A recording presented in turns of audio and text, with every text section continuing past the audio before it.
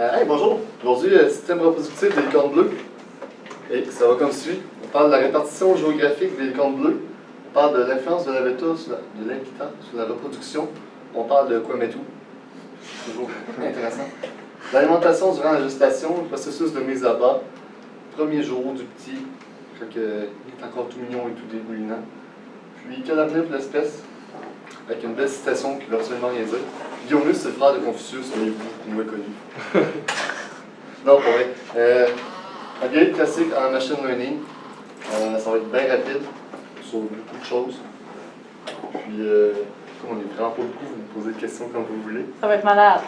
Les autres qui me regardent, là, too bad. Pas de questions pour vous. Donc, un petit plan, un peu les sujets choisis. Il faut une introduction parce que je pense pour certains, c'est la première fois qu'ils voient ces mots-là de vie ensemble. Machine learning. Normalement, ils avaient vu séparément en anglais. Donc, je vois un peu les grandes familles d'algorithmes. Un peu comment on va utiliser les données.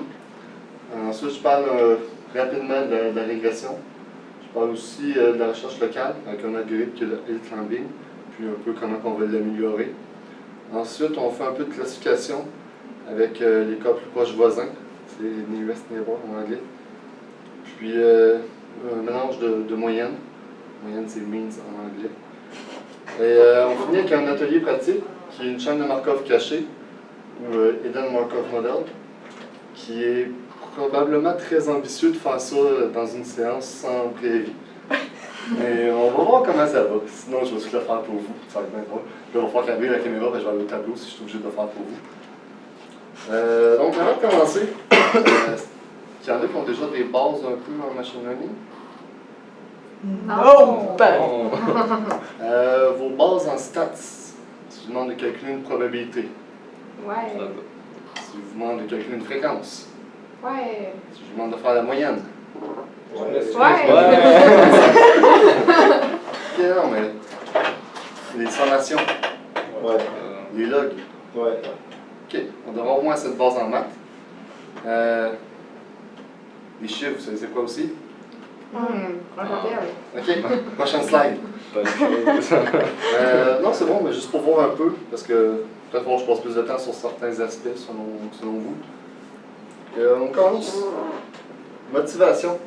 Mettons qu'on a un problème où il faut identifier les chiffres. C'est. Juste pour ça, là. C'est tout, à peu près tout ce qui est copier-coller avec du blanc, c'est copier-coller des slides du Go de la chaîne. Je viens de le mentionner. Ils sont tous disponibles sur son site internet, genre si c'est pas clair, vous pouvez aller voir lui.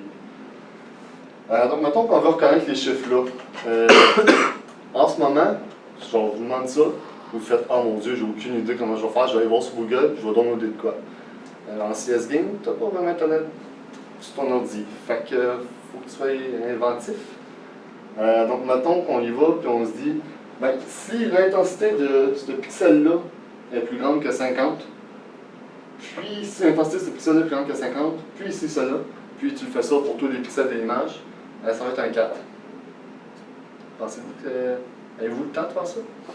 Une fois dans votre vie?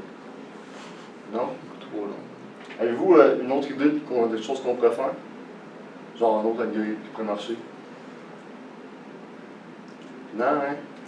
Peut-être la densité, peut-être, je sais pas. Ouais, la densité. Tu vas compter le nombre de pixels qui sont allumés, mettons. Ouais, d'accord. Ça... Mais il faudrait qu'il soit local. Puis là, mettons le gars il écrit bien mal, là. Puis il fait un 2 demain. Ouais, non. Peut-être des chutes, tu pourrais checker par réflexion. 2 va être demain dans ton cas. C'est juste de faire ça. Fait que, mettons, on pourrait aussi comme, faire du machine learning, c'est-à-dire de donner la capacité à l'ordi de le faire. Ça, quand on fait ça, on lui donne un algorithme qui va être capable de modifier ses paramètres. Donc, ces paramètres, ça va être sa capacité d'apprentissage. Oui. Monsieur, est-ce vraiment réalisable en 3 heures? Oui. Wow! C'est malade. Regardez-moi. Comme, reconnaître des chiffres en 3 heures, ça peut être intéressant. Ça dépend de ce qu'ils vous donnent. Mais comme, ça m'étonnerait que mon problème demain, ils vous donnent absolument rien. OK. Ils vont au moins donner comme plein de chiffres identifiés, ils vont au moins donner des bouts de code. Ce qui, puis, je vous dis tout de suite, si vous faites du machine learning, faites-le pas en Java, vous tirez une balle dans la tête, c'est trop lent. Pas à exécuter, à programmer, c'est trop lent. Faites-le en Python. Il y a toutes les fonctions d'achage, de faire des indexages avancés, tout ça, pour être rapide. Donc, est-ce que vous voyez tous un peu pourquoi le machine learning ça va être intéressant?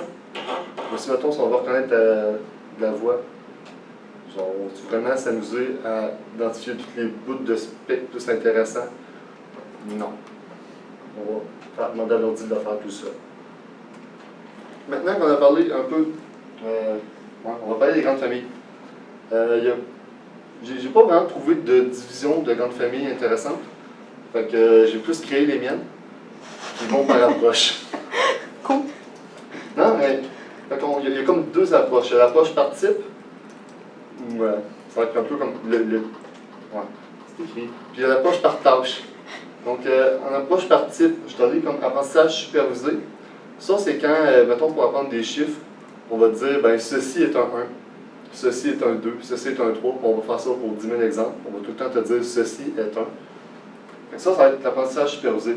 Tu sais ce que ça devrait être. Fait que tu peux, comme, tu travailles, puis tu checks si tu as la bonne réponse. Comme on faisait quand on avait corrigé le maths au cégep. Puis, tu as l'apprentissage non supervisé. Donc là, c'est vraiment, on te donne un outil bidule, puis toi, fin, tu vas être classé par les différences, mais tu n'as aucune idée, genre, c'est quoi. Comme, mettons, on te donne un paquet de molécules chimiques, ben, tu sais, vous allez pouvoir, mettons, un benzène, je ne sais pas vous c'est quoi, c'est une espèce de waffle. Vous allez toutes les mettre ensemble en vous disant que ça doit être semblable, parce que ça se ressemble tout visuellement. Puis là, vous allez mettre les affaires qui sont juste linéaires ensemble. C'est un peu ce que l'ordi va faire en apprentissage non supervisé. Mais il n'a aucune idée c'est quoi. Il va juste y aller, reconnaître des patterns, voir ah, ça ressemble à ça. Fait que ça, c'est une première façon de diviser la machine learning. Une autre façon, ça va être divisé par tâche, selon qu'est-ce qu'on veut faire. Non, pourtant ça c'est une question. Non. Donc les tâches, là j'en ai mis deux, mais il y en a un petit peu plus de sortes de tâches différentes. C'est que je ne vais pas tout en parler, parce que je ne connais pas tout. Donc la première tâche, c'est la classification. Ça va être d'identifier ceci et quoi. Donc tu apprends un paquet d'affaires, puis l'autre t'en donne un nouveau, puis toi tu dis c'est un chien. Puis là tu as non, c'est un chat. Mais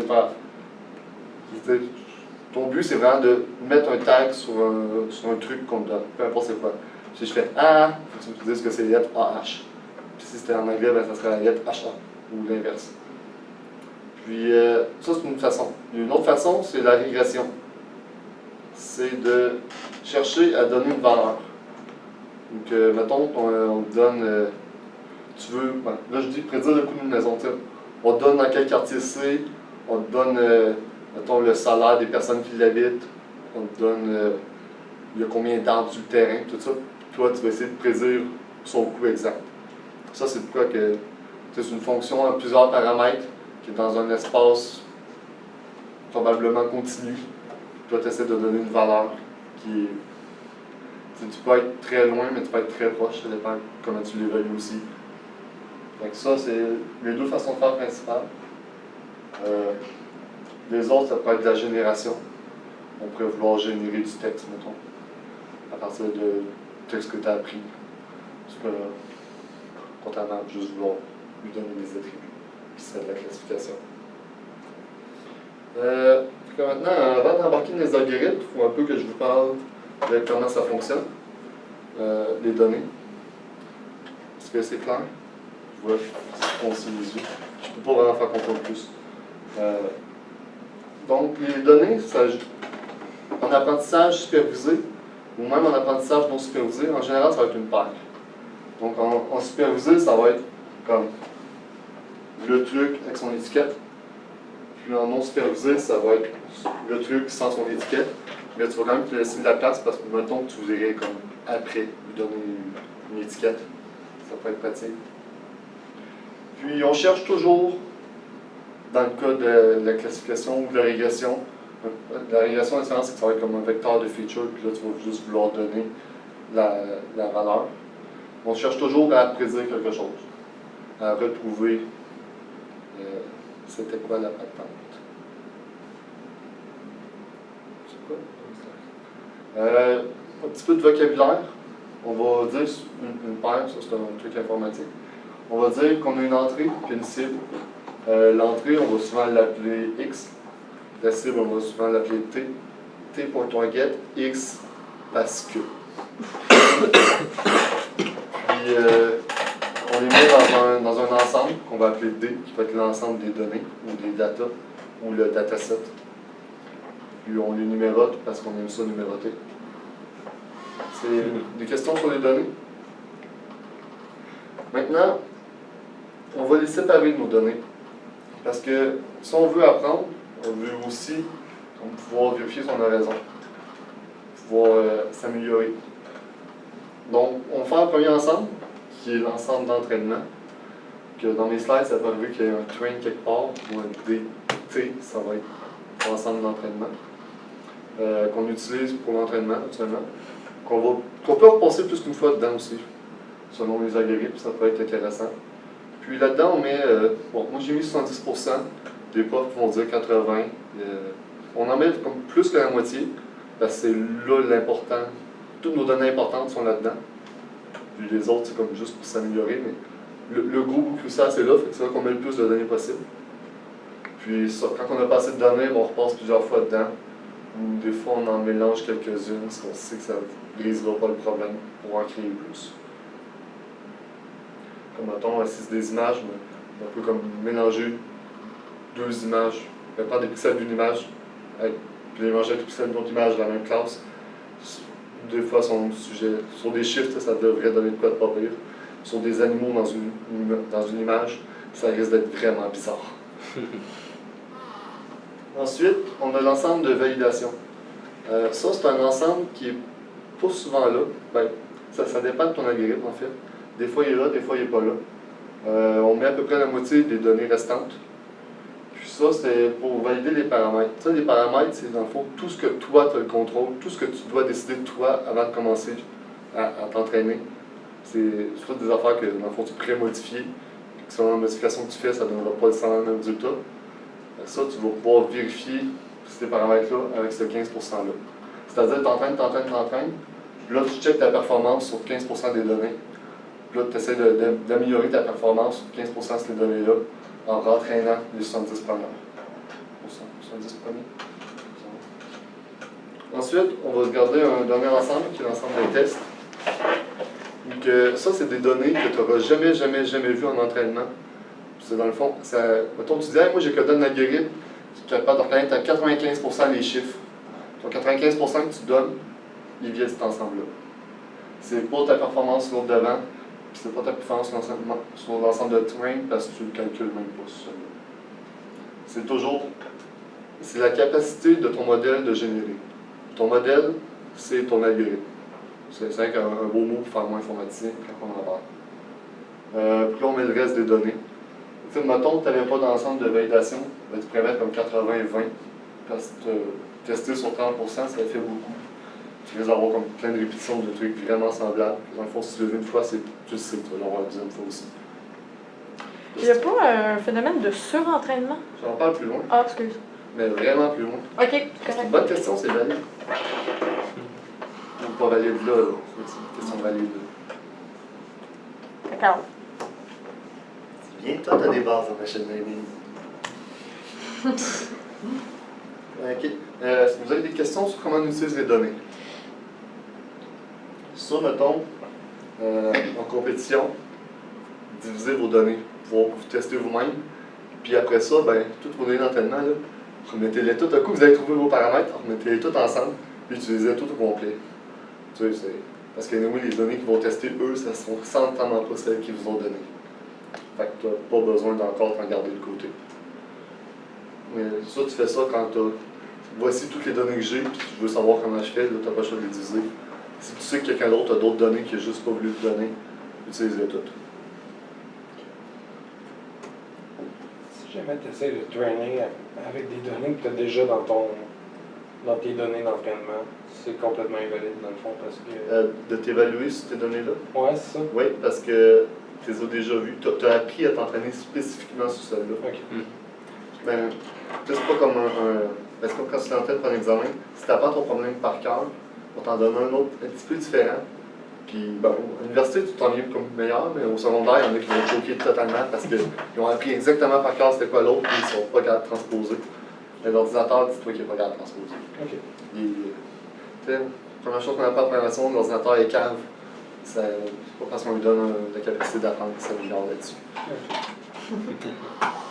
Là, on va faire un peu de régression. C'est ma seule slide. Fait que, Gigi. ouais. Mais je me suis dit, tu sais, je voulais comme vous montrer un peu des algorithmes. Puis là, je me suis dit, c'est fucking mathématique. Il n'y a aucune chance que personne se souvienne de ça par cœur pour être capable de refaire ça en compétition. Fait que j'ai décidé juste comme vous le montrer, parce que c'est pertinent à savoir dans une culture générale de machine learning. Je me sortir mes mots.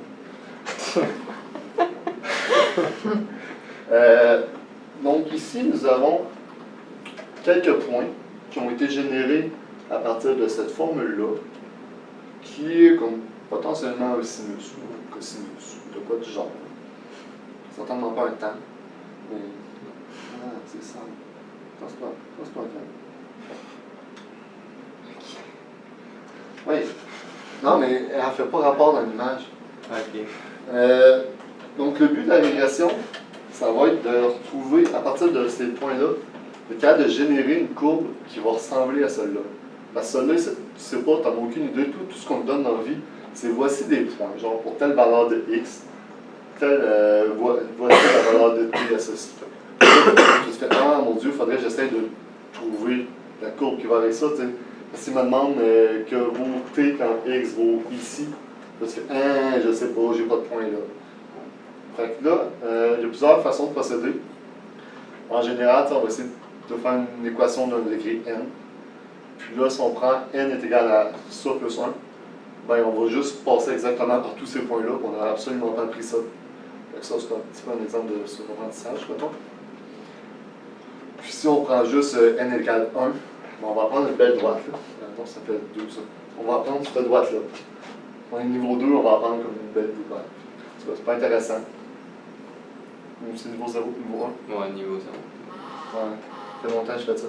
Donc là, c'est pas intéressant. Fait qu'on va essayer d'apprendre ça. Mais comme d'autres façons de faire, tu pourrais aussi, dans un espace à plus de 2 dimensions comme ça, tu pourrais aussi aller vers des multiplications matricielles. Là. Puis là, tu fais des inversions, puis là, pouf, ça te donne ta réponse. C'était vraiment de la grosse magie, cette partie-là de cours. Là. Mais c'est pour ça que j'en parle pas. Je ne vais pas faire de la magie. Bref, si jamais on a besoin de faire ça. Good luck. Have Si vous avez fun. besoin d'en faire, genre, bravo organisateur, parce que vous allez haïr votre correction. Si vous avez besoin de répondre à des questions sur papier, je pense que vous allez donner un peu de jus. Est-ce que vous voulez plus de jus pour des questions papier? Non, c'est ça. Hein. Peut-être plus tard. Là, on passe à un bout un peu plus intéressant, qui n'est pas du machine learning. Ouh. C'est de la recherche locale, c'est de l'optimisation de fonctions. C'est de quoi qu'on se sert souvent en machine learning pour améliorer notre truc. Genre dans un réseau de neurones, on fait de la descente des gradients. Ça, on calcule le gradient de notre fonction comme 10 millions de paramètres, puis on va dans cette direction opposée-là, ce qu'on appelle cette descente. Mais ça, c'est comme bien compliqué, puis on n'a pas envie de faire ça, de descendre des gradients, surtout pas en moins. Fait qu'il existe d'autres choses. Il existe. Hein? Je vais reprendre la prochaine slide. Je pensais que vous dire là, c'était écrit, puis non. En gros, ce que je vous montre, c'est un algorithme bien simple à implémenter, bien rapide, qui demande pratiquement aucune connaissance. Là. Juste le cas de faire des choses de base. L'algorithme, c'est le hill climbing. Ça fait référence à, mettons, tu veux monter sur le sommet de la montagne. Ben, tu regardes en avant de toi, tu regardes à côté de toi, tu regardes là. Tu fais, par où que la pente est plus haute? Par là, tu montes. Puis éventuellement, tu espères arriver au sommet. Ça, c'est d'où ça vient l'idée. Sauf que là, on l'applique généralement plus dans un graphe, contrairement à une descente de gradient qu'on va appliquer dans un espace continu. Là, on l'applique plus dans un graphe, c'est des valeurs comme séparées, disjointes, non continues. C'est... Des cases? Ouais, des cases. Ça, c'est un bon mot. J'aime ça. Des cases ou des cercles. Qui vont être reliés par des flèches, tout, des affaires de main. Fait que ce que ça nécessite pour fonctionner, il faut que tu aies ton point de départ, faut que tu saches dans quelle case tu te trouves au début. Ensuite, il faut que tu aies comme une fonction optimisée, c'est-à-dire de quoi qui va te dire quelle est ma valeur à cette case-là.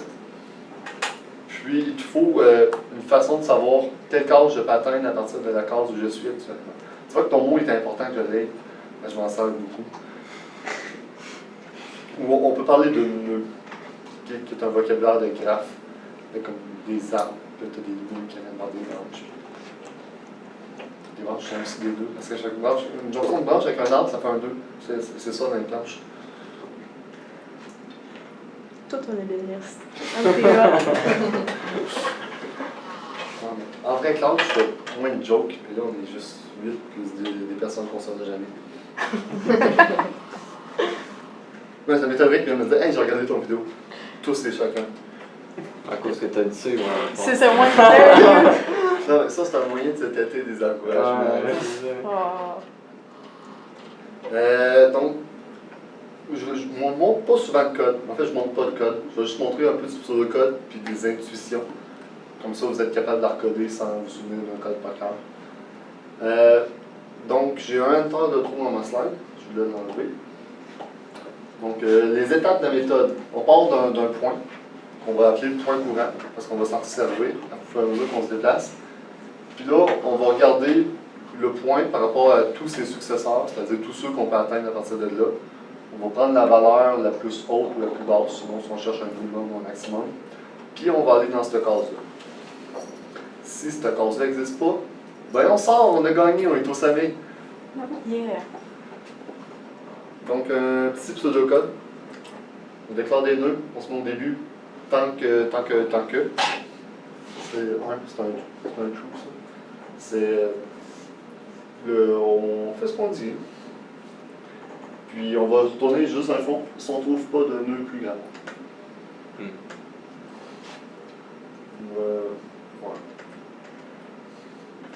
Est-ce qu'il n'y a pas un problème avec les maximums locaux? Ouais. Donc, on va faire un petit exemple où le problème des maximums locaux va surgir. OK. Mettons, si on commence à la case 1. C'est la case ici. 1. Cool. Là, quelle case voisine qu'on a? La case 2. Bravo. Ben, c'est écrit ici. On a droit à n-1 puis n plus 1, puis on va pas à 0, puis on va pas à 17. C'est tout ça à dire logiquement. Parce que c'était vraiment long écrit comme pour lui ça va être ça, puis pour l'autre ça va être ça à la limite. Puis là, ça va à la case 2. La case 2, on a accès à quelle case? La case 1, la case 3. Est-ce que la valeur de la case 3 est plus grande que la valeur de la case 2? Oui. Oui, ça va là. Si on a accès à ça, on a accès à ça. Je peux prendre un autre blanc, ça serait plus poli. T'as là la valeur de la case 4, 5. T'as la valeur de la case 2, 6. Est-ce que c'est plus grand que 15? Non. Parfait, on retourne à la case 3. On va gagner. On est au sommet. Là, si on prend la case 6 au début, ça je vous laisse faire. Moi je viens de bouger mes doigts avec ce que vous dites. 6, on va vers 7. 7, on va vers 8. 8 vers 9. Je veux plus rien. 9 vers 10. 10. 11. 12. Tu tailles. Ouais. Reste là. Est-ce que je trouve ça vrai? Non. Non. Est-ce que la grippe le sait? Non. Non. Voici le problème. Non. On a atteint le maximum local. Ouais. On a un maximum local. Mais Fred, qu'est-ce qu'on peut faire? Pour trouver ce maximum global. Écoute, j'ai une slide pour ça. J'ai quand même prévu ma shot un peu. J'ai commencé à me préparer hier que c'est pas moi. C'est parfait. Ça fait déjà 25 minutes. Gigi. Je pensais que ça prendrait plus de temps. Fait que le climbing est sujet aux extrêmement locaux. Je l'ai marqué comme extrêmement avec un S, puis là Google n'acceptait pas. Puis les extrêmums, j'avais comme dans la tête c'était juste les maximums. Non, Mais vraiment c'était vraiment un bon terme. Mais j'appelais ça extrêmement. Je peux peut-être le corriger, genre une version postérieure. Ultérieure. A posteriori.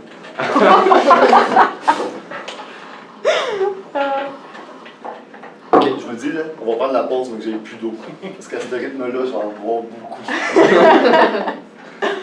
Donc, les solutions Non, on va pas me chercher le goût, tu manques la Non, tu présentation. viens d'allumer. Tu m'as allumé que j'ai oublié ma gourde en fait.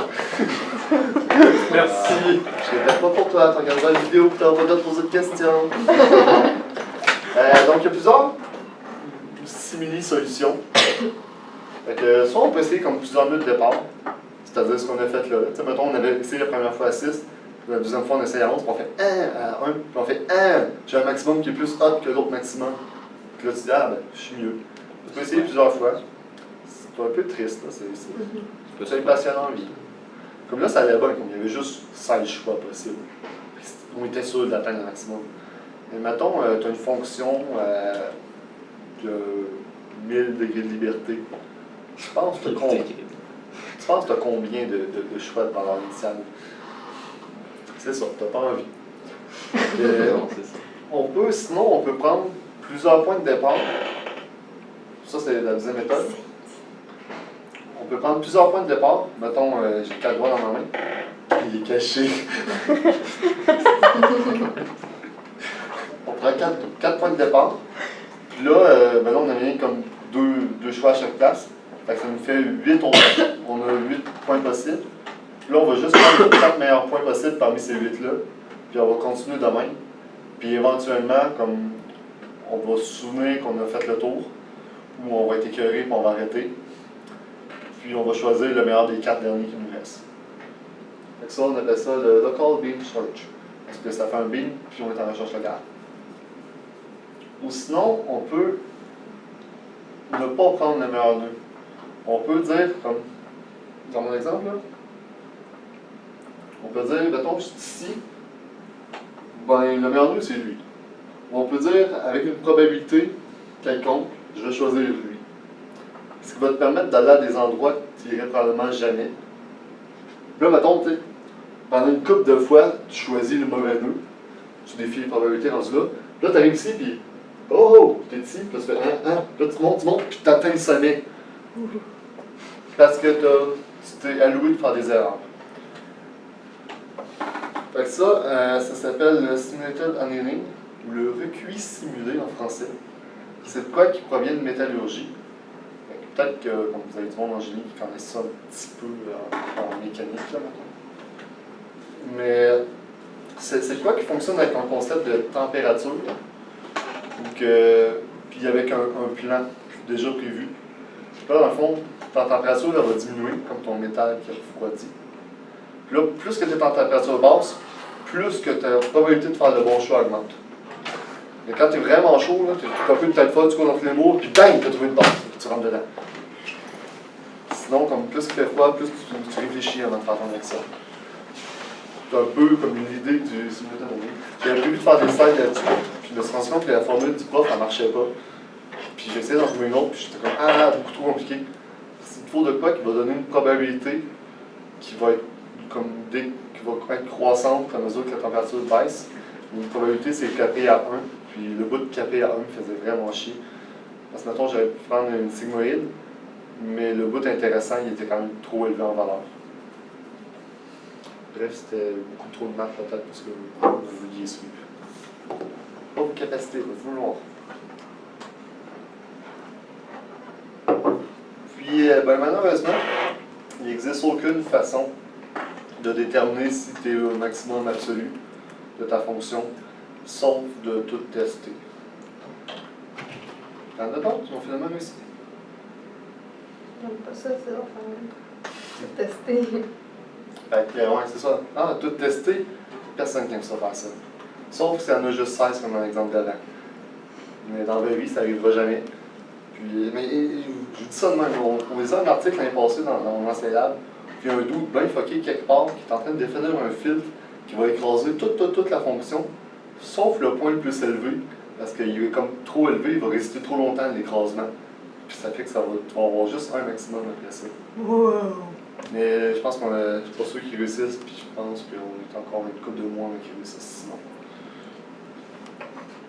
Des questions sur le hill climbing? Sur la recherche locale, toi, t'as pas Non, c'était clair. C'est nice. Good. On passe au prochain chapitre. Voulez-vous qu'on prenne 5 secondes de pause? Ça fait 30 minutes. 5 secondes de pause. Non, moi j'aime ça pour ouvrir en avant. Là. Moi, ça Une va. bonne gorgée d'eau. C'est malade. C'est juste, j'ai retrouvé ma gourde. Félicitations. Est-ce que ça va trop vite sinon, en général? Correct. Vous pouvez m'interrompre bien.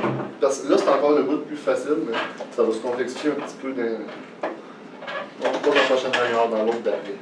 Cool. On va parler de classification. Ce qui est à dire de distinguer un plus d'un moins. Là, vu que c'est une vieille image que j'ai volée quelque part, le reste, ça sera pas des plus puis des moins. Fait que. On va parler de KNN, K Nearest Neighbors, K plus proche voisin, dépendant. K ou K va être un paramètre. Le genre de truc qu'on va vérifier avec notre ensemble de validation.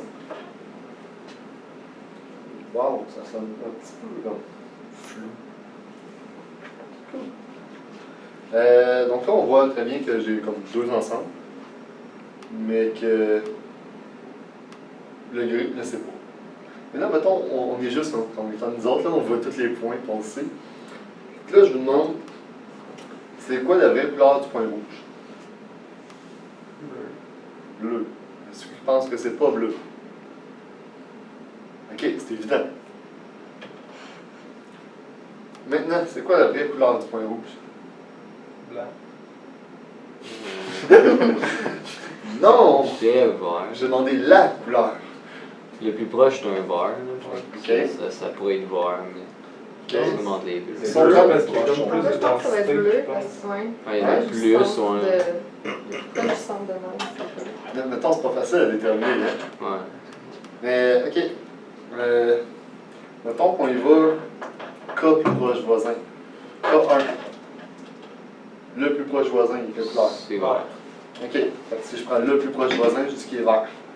Si je prends les deux plus proches voisins, C'est Vert bleu. vert bleu. vert bleu. Ouais. Fait qu'il serait quelle couleur? Vert encore. Pourquoi? Parce que vert est plus proche, donc il a un plus gros score à vert. C'est une version. Ok. Si on prend les trois plus proches, Vert bleu bleu. vert bleu bleu, donc il serait Bleu. bleu. Si on prend les quatre plus proches, ok, normalement c'est un taille. C'est égal. Ouais, aussi. il est vert, Ouais, vert, ça bleu, c'est bleu. vert, ouais. Parce que je Ouais, voyais que bleu, peut-être ouais. lui, selon la crochitude de vos yeux, ça pouvait comme ça. Si on prend 5, ben là, ça revient bleu. Mais comme, c'est pas tout le temps évident. Fait que ça, c'est pour ça que c'est important de se valider. Ok, maintenant, un peu plus le côté théorique. C'est ce qu'on appelle un algorithme d'apprentissage supervisé. Parce que quand on fait l'apprentissage, on sait, tu sais, on savait la couleur de celui-là, on savait la couleur de lui, on savait la couleur de lui, on savait la couleur de lui. Fait qu'on on était capable de se comparer avec une vraie couleur. Pensez-vous que c'est dur à programmer cette histoire-là? Genre, tu passes à travers tous tes points, tu calcules la distance, puis tu classes selon la distance, puis tu retournes les classes des cas plus proches. Genre, c'est quoi d'assez simple. Fait que l'idée de l'algorithme était là, je l'ai principalement dit. Tu retournes, dans le fond, si tu prends tes 5 plus proches, chacun vote pour sa classe parce qu'ils sont égoïstes. Puis c'est vrai qu'il y a le plus de votes pour égal. C'est comme une élection genre scolaire. Comme tout le monde de biochimie vote pour le gars de biochimie. Puis le gars de. C'est le monde des Marocains. Non, j'ai perdu mon élection de président l'automne passé. Comme ça. Tu l'as sur le cœur. Non, même pas. Je sentais que c'est un exemple pertinent de la situation.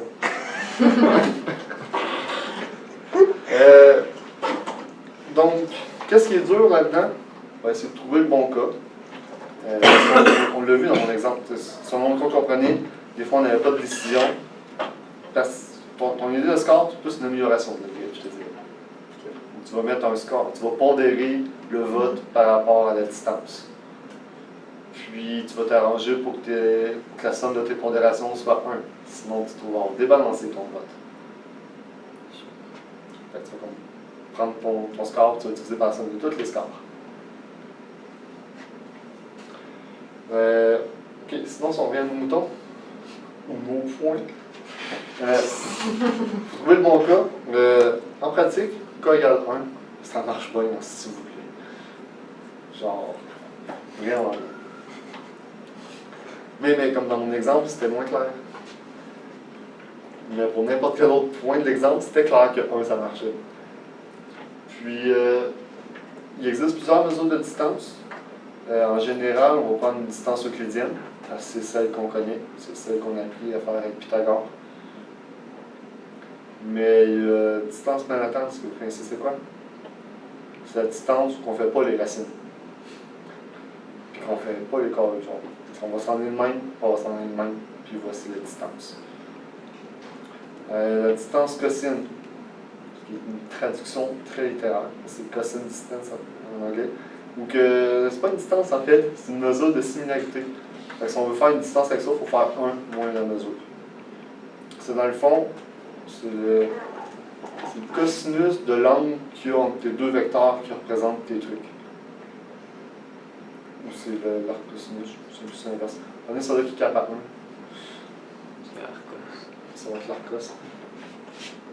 Puis, la formule est un petit peu plus longue, c'est un petit peu plus demandant à l'ordinateur à calculer. Mais, mettons, oui, j'ai comme plein de temps, je vous en parle. Mettons qu'on veut classer des mots selon leur proximité. Parce qu'il existe des façons de représenter un mot par un vecteur. C'est une information. Puis là, ben, tes mots sont représentés dans un espace, puis là, tu veux dire quel mot est plus proche que l'autre. Genre, mettre une distance, ça n'a pas nécessairement de sens. Tandis que mettre un cosinus, ça va, selon la façon dont les mots vont être classés, ils risquent de se retrouver plus en tas, mettons. Tu vas avoir tout dans un espace, tu vas avoir tous les mots de l'année. Ça, tu vas avoir toutes les années qui vont être un petit peu plus loin, mais quand même reliés. Puis là, mettons, tu veux comparer 2 mois, ben, tu veux voir ça. Mettons, si ce mot-là est un mois, puis tu vas comparer avec la distance des mois. Mais ton mot, il peut se retrouver comme vraiment plus loin par là-bas parce qu'il y a un truc qui est bien différent sur une dimension. Mais sur l'angle global, ça paraîtra pas. Fait que dans ces cas-là, la cosine distance peut être plus intéressante. Ensuite, parce que j'ai encore plein de choses à dire. Des fois, même si on a un bon cas, on a optimisé notre cas, on sait que c'est le meilleur. On a une bonne fonction de distance parce qu'on l'a aussi testé et on sait que c'est la meilleure de celle qu'on est capable de coder. Des fois, c'est pas assez. Genre, au CS Games l'an passé, c'était pas assez. Genre, c'était la solution du programme au CS Games l'an passé. Tu peux le dire? Ouais. Là, je l'ai corrigé, je sais pas, il va y avoir des signifiants là-dedans. Correct, vas-y. Ça nous appartient. C'est beau. Pas droit. On a une majorité. On 3 sur 11. Fait que, l'année passée, je parle un peu du problème. On avait des positions d'une personne je pense qu'on avait les 100 premières positions du trajet d'une personne, puis on essayait de déterminer si c'était saoul ou pas, parce qu'à Sherbrooke, du monde sous, bon, il y en a souvent. Ça peut être pratique de le savoir. Puis là, on prenait juste comme des positions, tout ça, puis on faisait les cas trajets les plus proches. On arrivait avec une performance qui est à peu près de 75%. Nous, si tu avais en bas de 95%, tu perdais à peu près tous tes points. Sur cette partie-là de l'évaluation. C'est des questions écrites, tout ça aussi. C'est pour ça que je parle un peu de tout le reste autour. Mais c'est un peu comme ça qu'on corrigeait. Parce que notre algorithme était vraiment simple, puis il se rendait bon comme ça. Genre, je me rendais à 96, puis ça a une petite différence, puis il se rendait à 97, comme ça. Ce qu'il fallait faire, c'est qu'au lieu de prendre juste les positions, c'est les entrées brutes, il fallait prendre le dérivé des positions. Ok, dérivé, on va dire vite, là. Tu serais 2 positions, puis tu divises par 1 parce que oui, c'est ça l'écart de temps. Fait on se ramassait, au lieu d'être dans un espace à 100, on se ramassait dans un espace à 99. Mais là, les valeurs qui étaient là, elles, on les classait avec le KNN. Là, on avait comme 96-97%. Juste une petite modification bien simple, que des fois, elle va provenir de la compréhension du problème. Il n'y a aucune solution miracle pour savoir qu'est-ce qu'il faut modifier. Il faut juste, comme tu comprends le problème, puis fais ça. Il y a des équipes qui ont réussi à nous battre. Ce qu'ils ont fait, eux autres, non seulement ils ont fait ça, mais en plus, ils sont allés calculer comme la position moyenne. L'écart moyen de la position. Genre, en moyenne, tu es à quel écart de la position moyenne? Ça les faisait plus de métriques, comme ça, ils agrandissaient leur espace.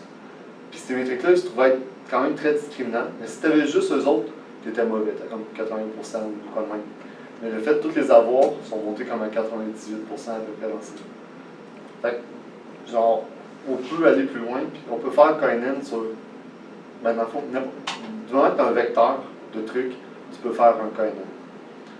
Sinon, ben, une distance entre. C'était juste une affaire, c'est comme. Un petit peu trivial. Mais tu peux quand même faire le KNN, mais tu te sens moins hot d'avoir fait un algo sur ce truc. Puis, tu vraiment. J'ai d'autres choses? Non? J'ai des notes ici. Mais je les ai lues, puis j'ai tout dit. Est-ce que vous avez des questions sur KNN? Bon, vous avez pas. J'ai besoin de comprendre comment tu appliques le KNN aux problèmes de si est sous ou pas sous. OK. Ce que tu avais, c'était un vecteur de 100 positions, puis le temps incrémentait de 1 à chaque fois, là, parce que c'était ça. Donc là, tu as. Je pense que ça, mettons, on te donne 1000 exemples pour pratiquer.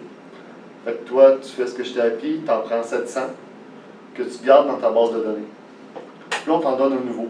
OK. Puis là, ton nouveau, tu vas calculer sa distance par rapport à tous les autres. Tu vas les classer selon la distance. Puis tu vas prendre les K-classes qui ont la plus proche distance.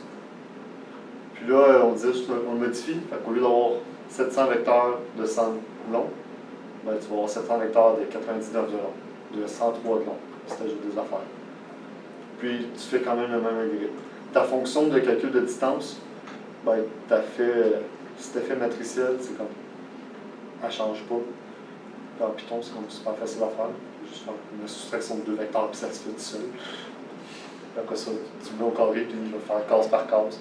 Puis ça, tu demandes d'additionner, puis de faire la racine, puis il va te trouver ta distance. C'est pour ça que je dis en Java, ça va comme chier plus longtemps, parce qu'il faut que tu fasses tes boucles, tout ça à la main. C'est cool, merci. C'était clair? Ouais. Good. Et dans le fond, la vraie solution, c'est qu'il fallait que tu te fies à la vitesse Ouais. des personnes Ouais. et non à leur position, parce que la position n'était pas vraiment relevée. Parce que la position aurait été pertinente si tu avais eu. Si ça avait fait varier la durée du trajet. Mais comme on avait juste un extrait du trajet, la position, c'était pas assez. Ce qui change vraiment, un gossou marche plus lentement parce qu'il fait plus de zigzags, ou juste parce qu'il pense aller vite puis il va plus lent. Ou des fois, il passe une course puis là, ça bug la grille. Mais. Ouais, il y a des gars chauds qui font ça. Regarde, en moyenne, quand c'est toutes des données qui ont été générées, puis ça va être à peu près toujours ça, je pense, en compétition, les données générées. Genre, tu peux essayer de casser la façon que ça a été généré, ce que beaucoup ont fait, ce qui a conduit aux métriques, aux différentes métriques supplémentaires. Tu peux juste comme essayer de comprendre l'élément qui va faire que ça va changer de façon plus significative quand les données sont trop similaires. C'est. Je vais en faire, j'ai le temps. En tout temps, sur toutes tes données, tu peux faire des algorithmes qui vont être, on appelle ça de réduction de dimensionnalité. Dans le fond, si au début ton problème a 1000 dimensions, tu te rends compte, mettons en gossant un peu, que ben, il y en a juste comme une trentaine dedans qui sont utiles. Puis ça, tu peux t'en rendre compte à la main, en regardant et en passant beaucoup de temps, ou tu peux utiliser des petits algorithmes qui vont juste réduire tout seul. C'est-à-dire qu'ils vont calculer. C'est pas le bon mot. Ouais. Ben, ils vont se trouver un peu à calculer l'entropie de chaque dimension, puis juste prendre les meilleurs. Mais c'est pas le bon mot, entropie. En tout cas, ils vont regarder. L'influence. Non, sigma. C'est quoi sigma? La variance? Ils vont regarder la variance de chaque dimension, puis juste prendre celle qui varie le plus, ou ils vont en combiner plusieurs mathématiquement, dans le but de maximiser la variance. Ces algorithmes sont. Bon, ça se fait quand même assez rapidement, mais je ne les ai pas inclus. Vous pouvez aller voir, mettons, PCA, que ça s'appelle, pour les composantes principales. Fait que pour starter un problème que tu sais pas trop. Ouais, tu peux réduire ta dimension. Mettons, tu peux réduire ton problème en dimension 2, les afficher sur un graphique, puis avoir une idée. Des fois, c'est intéressant. Donc là, on passe au prochain programme. K-means avec une image qui ressemble 9 fois beaucoup à l'autre. Mais pas exactement. Là, il y a des ronds, des ronds, c'est juste des carrés. Je finis de OK, K-means, comme moyenne. Ça va être un exemple d'apprentissage non supervisé. Ça veut dire que même nous, même le programme, même l'humain, aucune idée, genre c'est quoi ça. Puis le problème, ça va être de diviser ça en cas groupe. Là, nous, on le voit, on le sait que c'est en deux groupes. Le programme, il ne sait pas, fait qu'il faut qu'il choisisse comme cas. Ça, c'est un beau problème. Pourquoi vous riez? Vous avez fait ça récemment? Tantôt Karine a demandé à Louis, il y a un gars qui est en intelligence artificielle, qu'est-ce qu'il faisait? Puis il disait, on a des nuages de points, puis il faut savoir les différencier. Puis on va se mettre là, on est comme, ah! Ça, j'ai dit ça, c'est ça. ça! Ça, je vous dirais, c'est un problème que selon le prof à qui tu le demandes, tu vas te dire que c'est du machine learning, puis un autre prof va te dire que c'est du data mining.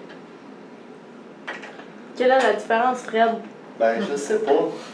Genre, machine learning, ça va plus être d'aller chercher des connaissances que tu sais qui sont là. Puis le data mining, ça va être d'aller voir s'il y a des connaissances que tu peux aller chercher. Le data mining, ça va être t'as un ensemble de trucs que tu achètes à l'épicerie. Ça va être d'aller voir s'il y a des règles intéressantes. Comme l'exemple que, désolé, je te brûle l'exemple, c'est ça l'essence ici en ce moment. Mais dans le cours de data mining, ils ont trouvé, en prenant les factures de genre métro, que le monde qui achetait des couches puis du lait achetait généralement de la bière. Fait que là, ils ont mis les couches puis la bière dans des rangées plus proches des épiceries. Ça booste les. Parce que, l'argument est valide. Les Cheetos aussi. Genre, possiblement. Mais en fait, c'est logique parce que quand tu as un bébé, tu sors moins. Parce qu'il faut que tu restes avec le bébé et tu ne veux pas payer de gardienne. Fait que tu vas boire tout ça chez toi comme un pauvre. Non, mais ton bébé en jouant tout ça, mais il se couche de bonne heure. Fait qu'après ça, tu es tout seul chez toi comme un pauvre devant ton film à super écran. Si tu es assez riche pour super écran. Ouais. Fait que c'est essentiellement utile pour des grosses bases de données. C'est du big data, dans le fond. C'est sur du big data que tu fais du. C'est souvent, fais ça. mais tu fais aussi du machine learning sur du big data. OK.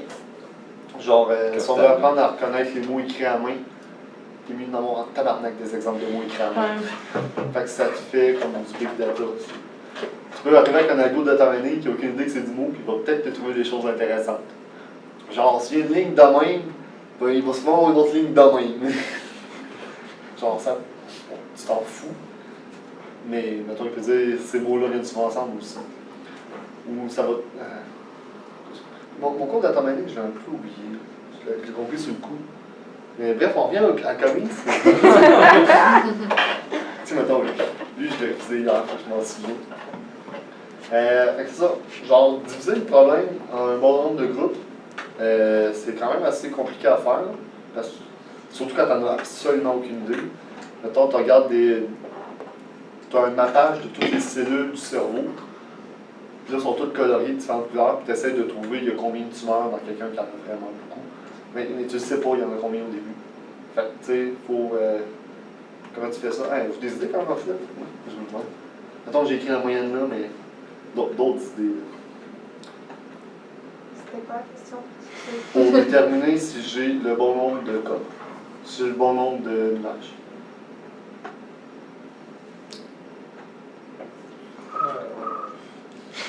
Dans une classe Il y a une loi. Attends. Il y a une loi pour distribuer. Ah non, c'est en stats, ça. Mais mettons, on parle de stats, on peut Nombre utiliser la de variance. classes. Ouais, On c'est peut utiliser la variance d'un nuage. Puis avec ça, calculer la variance globale par classe. Puis essayer de la minimiser. Si je mets 5 classes, est-ce que ma variance est plus basse que si j'en mets 6? C'est-à-dire, est-ce que mes points sont plus concentrés? Aussi, tu peux essayer de mettre un seuil minimum sur le nombre de points par classe, ou un seuil de maximal, ou toutes des choses comme ça. Tu sais, mettons, Ça te fait deux ensemble, mais ce point-là qui est tout seul, il fait peut-être pas nécessairement une classe à lui. Peut-être que oui, genre, bon, du coup, tu demandes à un spécialiste des fois, s'il cherche juste une affaire, mettons, il y a deux classes, tu as la classe saine et tu as la classe malade. Mais si on a juste un point de malade, il veut probablement le savoir pareil, le médecin. Genre, mettons, son formatage des os du corps, on veut savoir qu'il y en a un de cassé.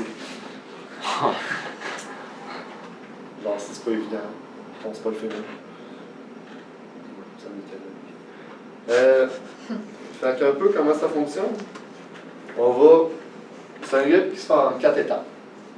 Qu'on répète un nombre plaisant de fois. J'aime ce mot. Donc, on va initier K centre. Centre, ça va être comme les points qu'on va dire. Ceci est le centre de ma moyenne.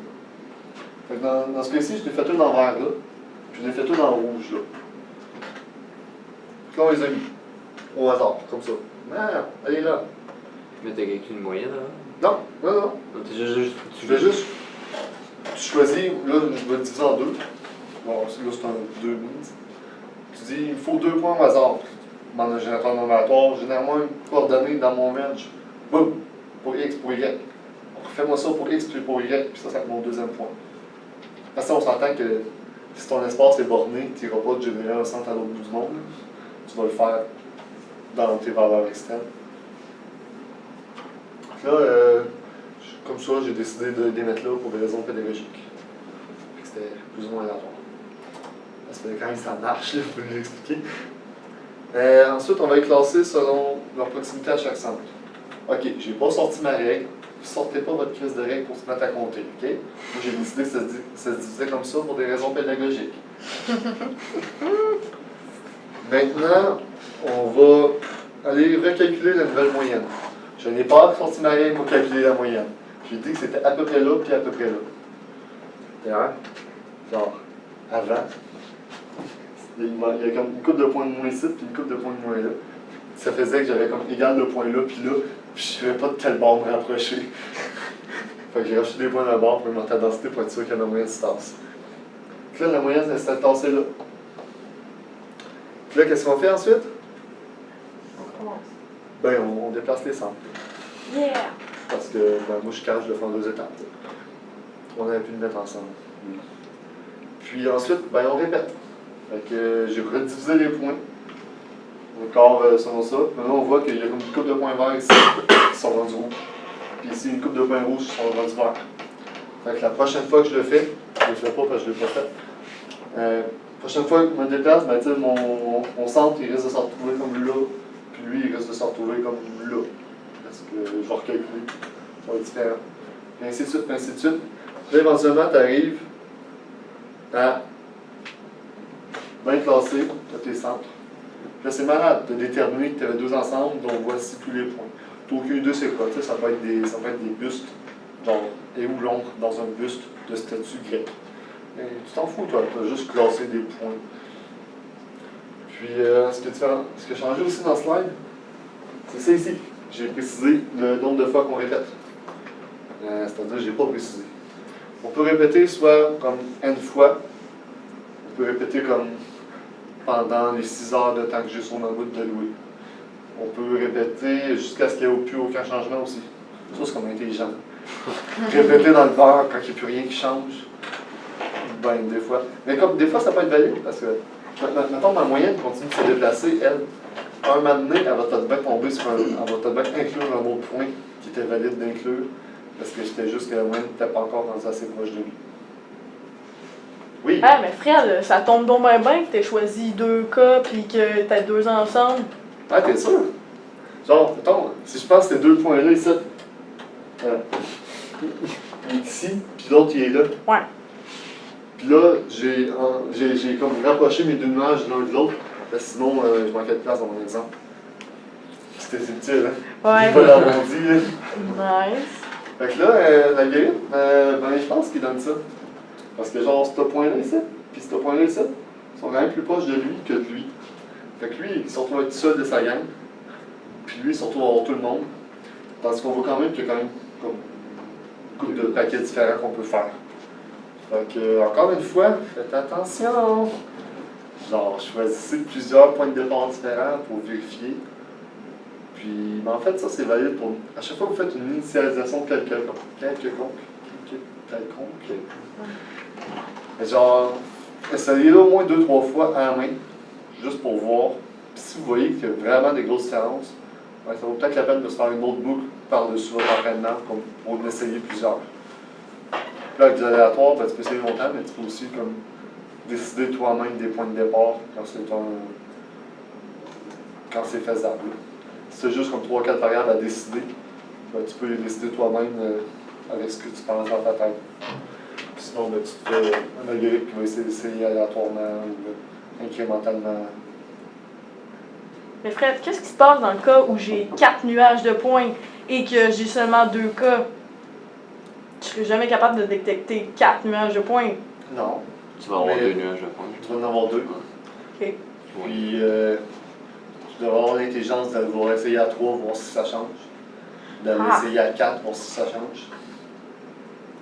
Puis, genre, Mais nécessairement, ça va changer parce qu'il va y avoir 4. ouais, ça va changer. Puis là, ben, tu vas voir avec genre, ta variance. Si tu mets 4, ta variance va être beaucoup plus petite. Fait que tu vas te dire, ah, il y en avait probablement 4 dans le fond. Mais, mettons que tes nuages, ils viennent par paquet de 2 proches. Là. Ben, comme en mettre 2 puis 4, peut-être que tu n'auras pas de changement beaucoup dans ta variance.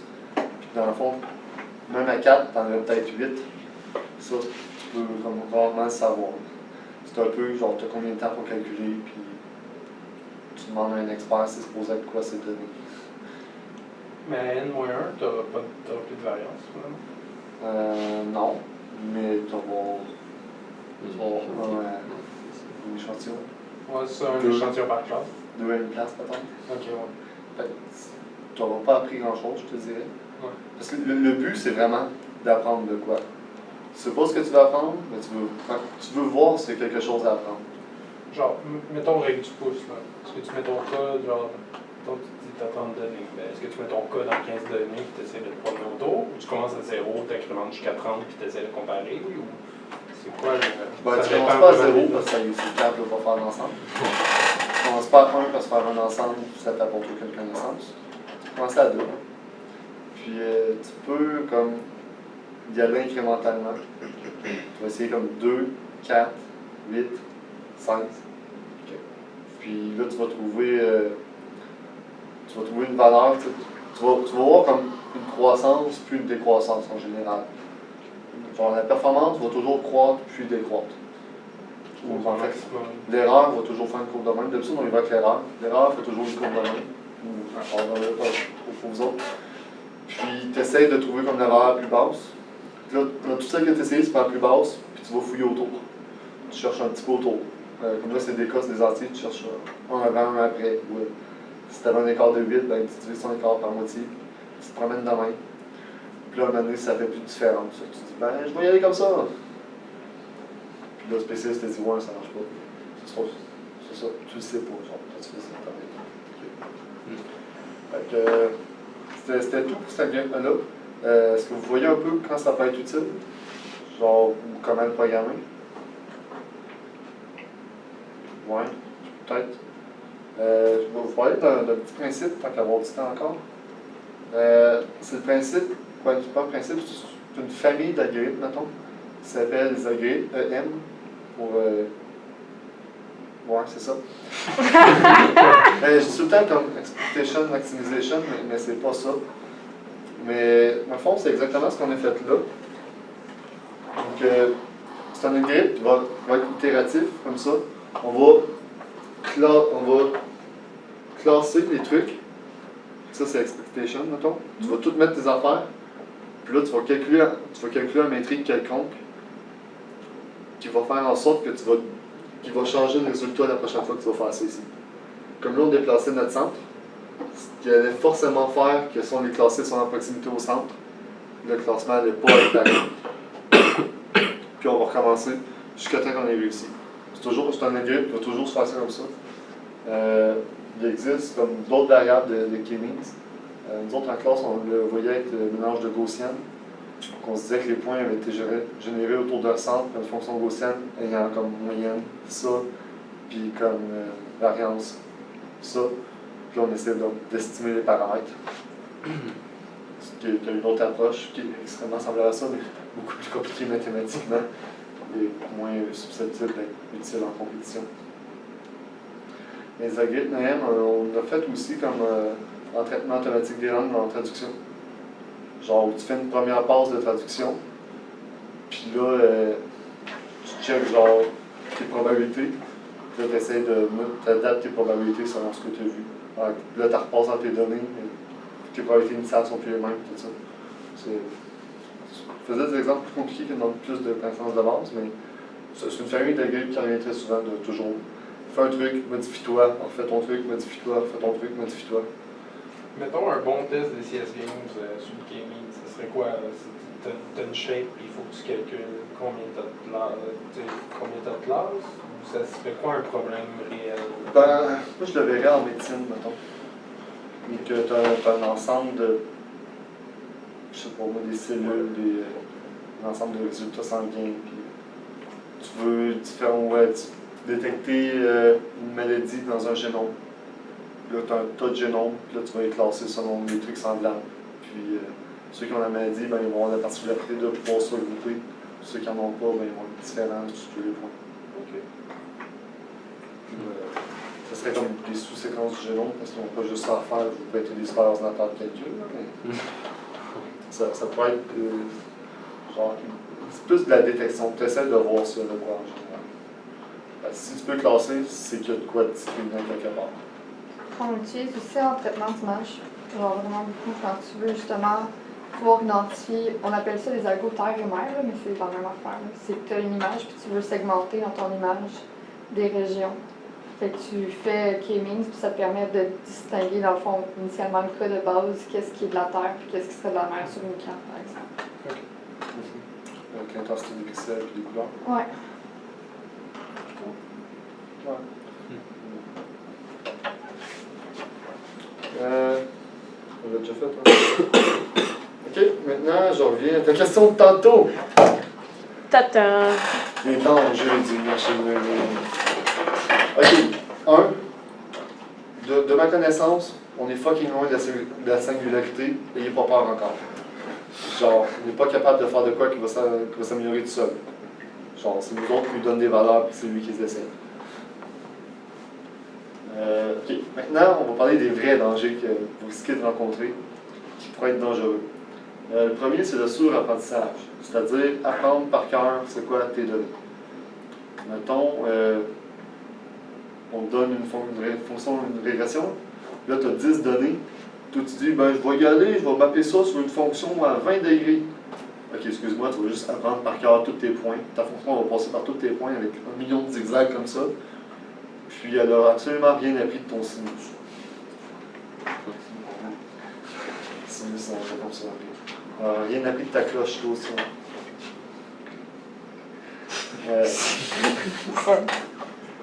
En plus, ça doit vous troubler comme je l'ai fait à l'envers. Ça se produit quand? Ça se produit quand tu n'as pas assez d'exemples. Ou ça se produit quand ton modèle est trop limité. Mettons, ton modèle a juste 2 degrés de liberté, puis mettons, tu essaies de mapper une fonction degré 10 sur une fonction de degré 2, tu ne réussiras pas très bien. Tu vas peut-être avoir comme réussir à te mettre dessus une couple de fois, genre 2. Mais sinon, tu ne feras pas bien plus de choses que ça. Fait que, ce que ça veut dire sur l'apprentissage, ça veut dire que ton entraînement, tu ne verras pas le problème. Ta validation, tu vas voir que tes chiffres sont bas, mais tu vas je m'améliore avec cette valeur-là, fait que tu vas quand même l'apprendre. Tu vas arriver sur ton ensemble de tests, tu vas avoir comme 5% de réussite, tu vas faire décaisser. Parce que dans le fond, tu n'auras pas réussi à donner la capacité à ton algorithme d'identifier les choses que j'ai jamais vues. Comme un bébé, tu lui montres voici, ceci est un chat. Genre, ceci est où le chat? Puis il fait ah, c'est lui, il est où le chat? Puis il arrive chez le voisin, puis il fait c'est quoi ça? Ben, c'est un chat. Et dans sa tête, lui, il a juste associé comme celui-là, c'est chat. Ça peut pas être rien de plus. C'est un. Puis naturellement, il existe comme l'inverse, qui est le sous-apprentissage. C'est quand que tu ne seras pas capable d'apprendre de toutes tes choses. Ouais, mon exemple, il était là-dedans. Je me suis demandé. On n'arrive encore pas à généraliser. Là, c'est parce que, mettons, ça va aussi arriver si comme ton modèle est trop grand. Mettons, tu as un réseau de neurones avec 1000 neurones d'entrée, puis tu y passes juste 10 données. C'est pas vrai qu'en 10 données, il va être capable de modifier 1000 trucs. Genre, il va essayer, il va tout les modifier, mais ils ne seront pas capables d'atteindre un consensus jamais. Il va juste comme, tout le temps changer. Il n'y aura jamais de stabilité. Ça peut être une façon de détecter là. Donc, je check comment tes paramètres varient.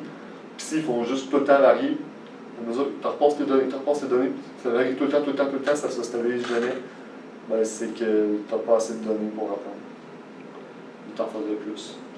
Puis comment créer plus, je vais parler un petit peu vite. Puis sinon, c'est vraiment chiant si vous demandez de faire ça en CS Games.